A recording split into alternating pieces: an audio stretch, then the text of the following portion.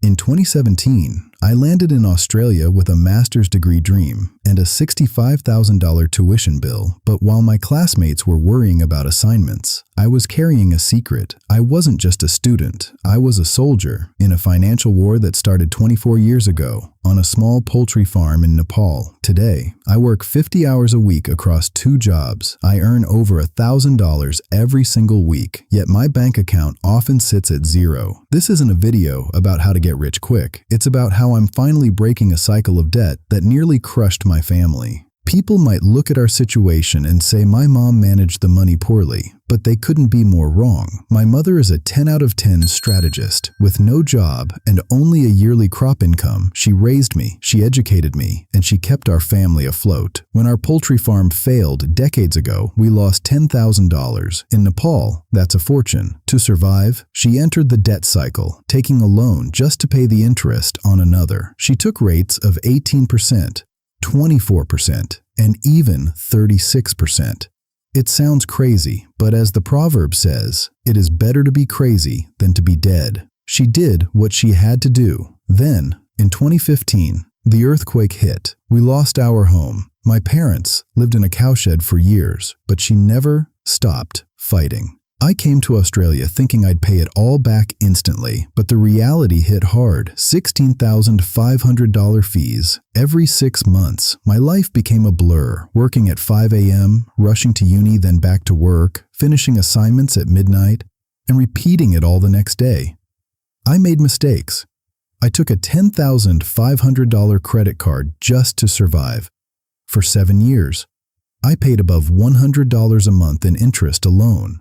That is over $8,000, gone to the bank for nothing. Then, just as I thought I was reaching the finish line, COVID-19 hit the world. Suddenly, the city shut down. I was jobless for 6 months. I had no one here to back me up. I watched my bank account drain to single digits. I had to use every cent of my superannuation just to buy groceries and keep a roof over my head. The mental toll was exhausting, knowing the loans back home were still gathering interest. While I couldn't even earn enough to buy a bus ticket, I felt like a failure. A son who had come all this way, only to be stopped by something out of my control.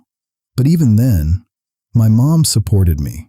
She told me to stay strong, even though I knew she was struggling more than I was. When the world finally reopened and I landed a stable job, my mindset shifted. I stopped looking for magic in crypto or stocks. I decided to become a student of money. That is when I discovered the debt avalanche method. Unlike the snowball method, which focuses on small balances first, the avalanche focuses on the math. You list all your debts and their interest rates. You pay the absolute minimum on everything, except for the debt with the highest interest rate. You attack that one with every extra dollar you have. I realized that by ignoring my 20% and 36% loans to save for investments, I was actually losing money every single day. By using the avalanche method, I was mathematically guaranteed to pay the least amount of interest possible. It's like a mountain of snow falling down.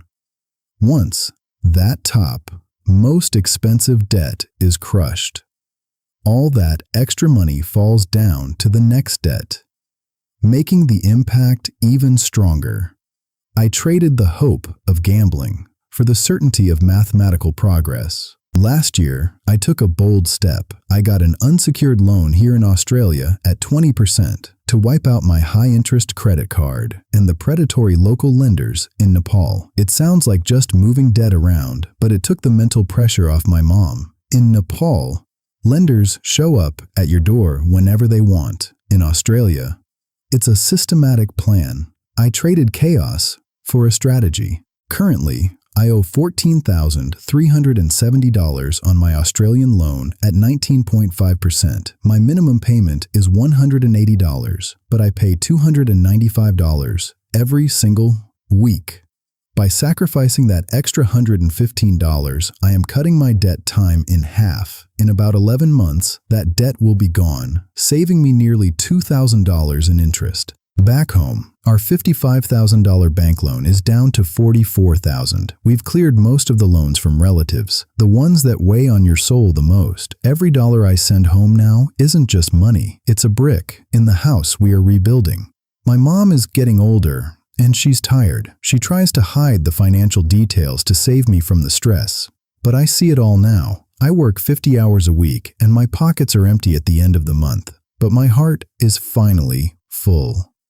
For the first time in 24 years, I can see the finish line. My dream isn't a Ferrari or a mansion. My dream is to clear these debts and fly my mom and dad here to Australia as tourists. I want them to see what their sacrifice built. If you're trapped in a cycle, don't give up. It's a long road, but every extra payment is a step toward home.